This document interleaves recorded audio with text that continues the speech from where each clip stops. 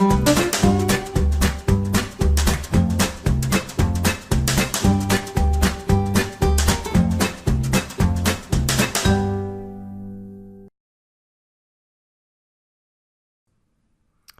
going to do a little observational drawing demo of a mug.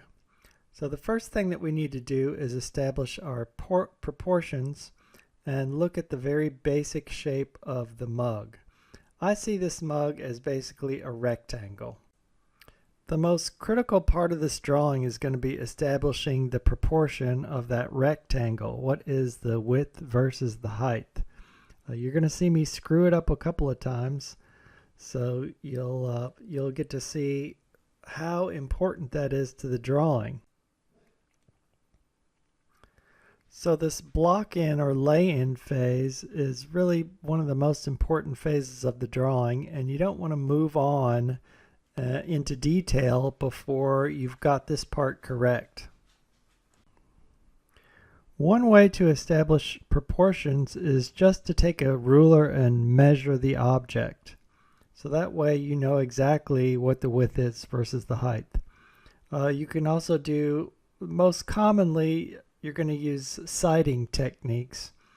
And there's 3 measuring videos in the observational drawing folder that you can use to show you how to do that. I'm not using either one of those, which is why I've screwed it up. I'm just eyeballing it, so I'm making lots of mistakes in proportion. As you develop skill in drawing, your ability to just eyeball stuff is going to improve.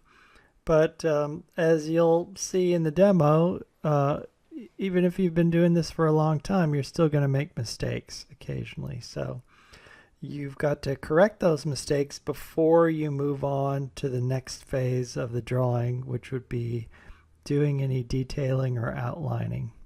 So here I'm just making an X so I know exactly where that center line is going to be. If you draw from corner to corner to any rectangle, where those diagonals cross is going to give you the center line.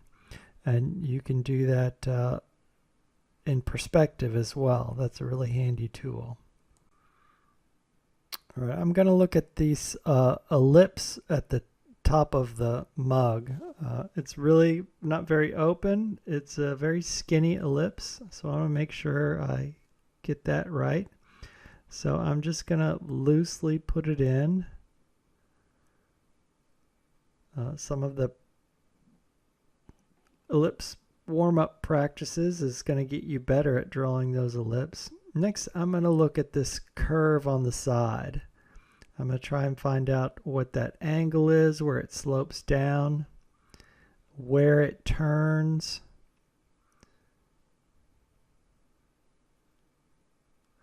I see a big sort of sphere or ball at the bottom of it, so I'm just going to draw that in as a ball.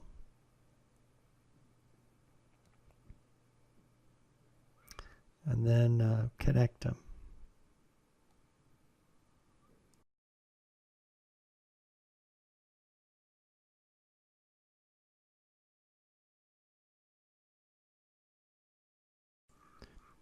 Next, I'll try and match that curve on the other side. Since it's a symmetrical object, it's going to be the same on the same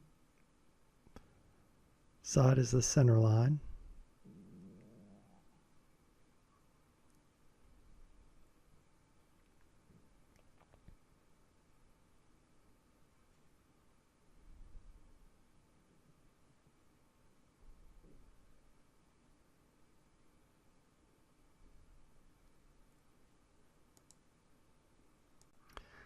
So now that I've got the contours established on the silhouette, I'm checking proportion, and when I'm drawing it looks a little too fat to me, so I change it and make it skinnier. Now I'm working digitally, but if I was doing this on a piece of paper, I would either start over or I would erase one or both of the edges and start over with that proportion, because I know if I move on without correcting it, everything I put on top of that is going to look bad. So it's really super important to get those proportions right, and you want to check and recheck before you start developing a drawing any further. So now I want to find out where the base of the outside edge of the base lines up with the rim. So I'm just going to imagine a vertical line going from the base up to the rim. Where exactly does that hit? So I know how wide to make that base compared to the rim. Then I'll just draw another ellipse for the base using my center line to help keep it centered.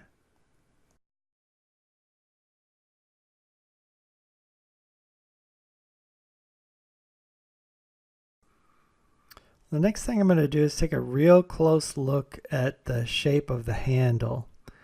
And it's sort of a complicated shape, so I'm going to draw it off to the side. The first thing I'm going to do is just draw a line to show what the curve of the handle is. And then it's got a front plane. It's the little skinny part of the handle because the handle's got thickness that's facing toward us. So I'm just going to draw a double line to show that front plane. Now the wide part of the handle, the part that you put your thumb on, sticks out from the top of that front plane. So we're going to call that the side plane because it's like the side of a box that's not facing toward us. So it peeps out and then goes back in, and then it curves under. So you see the bottom plane of it there. Then as it twists around, you see a top plane poke out there at the bottom. And I'm just going to clean all this up and make it a little clearer so you can understand what's happening.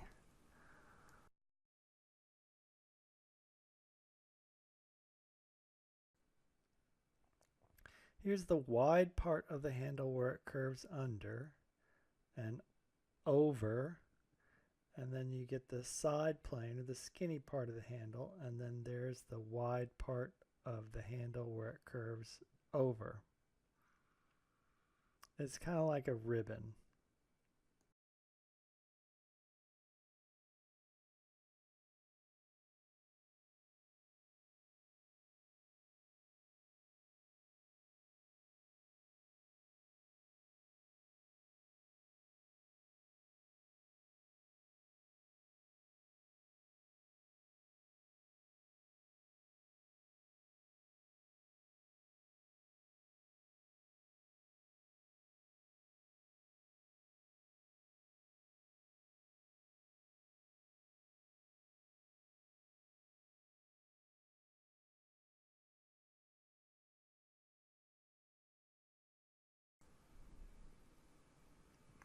So now I see that the roundish part of the mug doesn't come out as far on the silhouette as the rim does.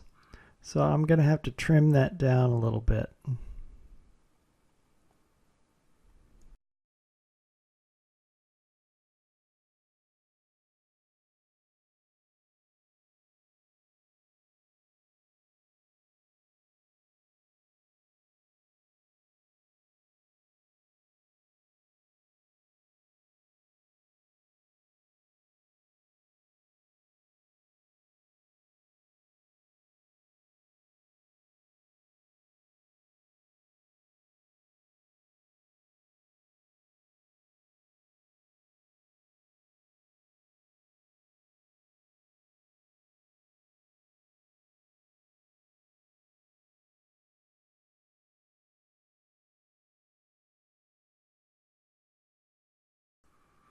And now that I've trimmed that down and I have the silhouette, the line of the silhouette more correct, now my proportion is off again and it looks too skinny to me.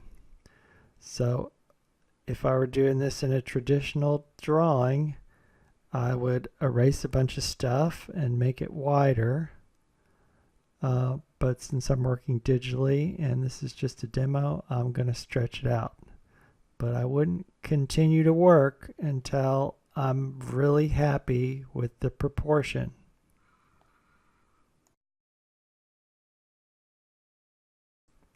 Right, the next thing I'm going to do is just copy the handle shape over to the mug that I drew on the side.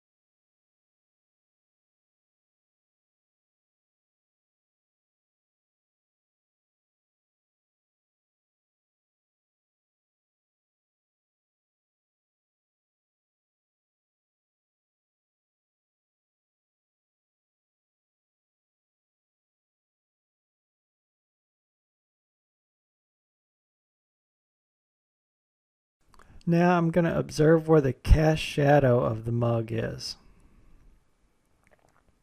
What's the shape of the shadow and where does it intersect with the form of the mug? It's kind of an oval shape, and then you get the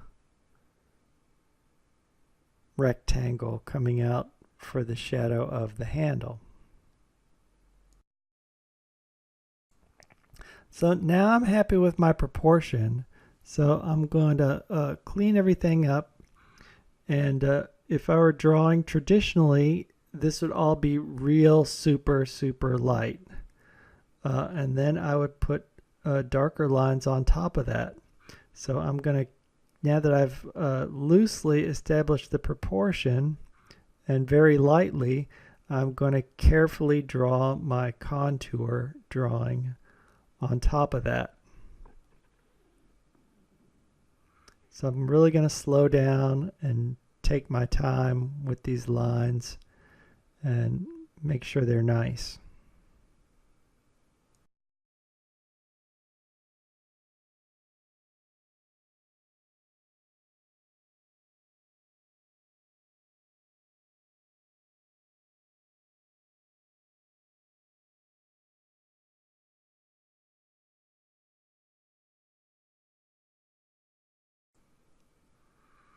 Once I get the contour down, then I might make a separate pass through the drawing and look at line quality. Where can I make the lines thicker? Where can I make them thinner? And how can that show the form or just make the drawing more interesting? I don't do that in this particular demo because I'm going to add tone.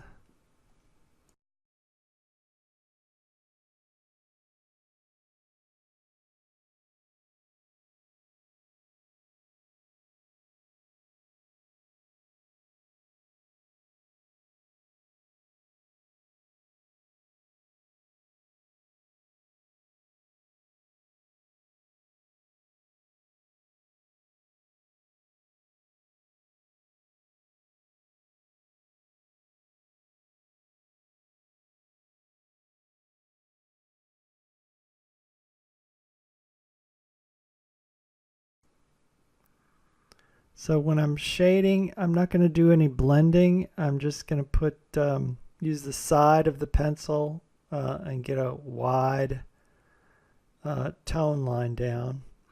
And you'll notice that I change directions and I'm following the form of the mug. So it's kind of roundish at the bottom. It's going to be darkest underneath that round shape where the base connects to it. So that's going to be the darkest part of the mug, so I want to make sure I get that nice and dark.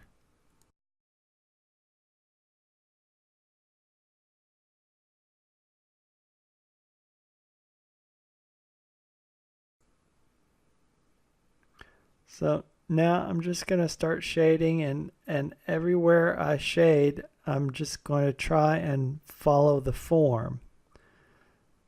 So the light source is coming from the upper right. So I know the left side is going to be darkest, and where it curves down, that's going to be dark as well. So it's curving down away from the light source. That's going to be dark. Also down here, it curves away from the light source, so that's going to be really dark. And then the top of that ball curves towards the light source, so it's going to be lighter.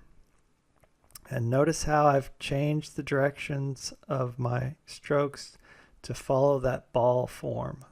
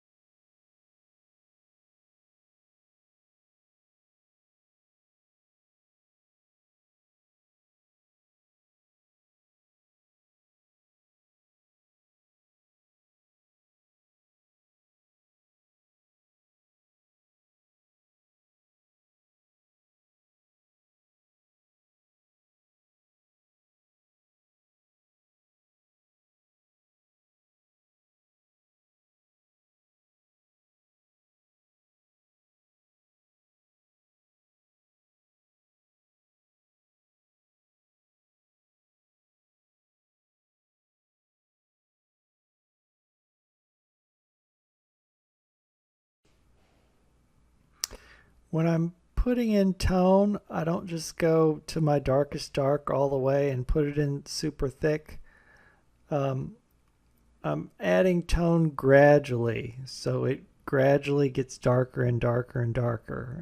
One artist I was working in said when you're putting in your tone, you want to sneak up on it. So don't just put it in there right away. Creep up on that tone and just gradually start getting it darker and darker. So all the strokes that I've put in so far have been mostly vertical, but I've been following the form of the mug. So next thing I'm going to do is I'm going to do horizontal strokes around. I'm not going to take the shading too far because at this point in the drawing class, we're not really specifically dealing with shading a lot. So I'm just going to get a nice tone on it and leave it. I'm just going to leave the rest of the shading demo in real time so you can see the speed that I do the shading. If you want to fast forward it to the end to see what it looks like, you can do that. But again, this is not, it's not about shading, so I didn't really take this to a high finish.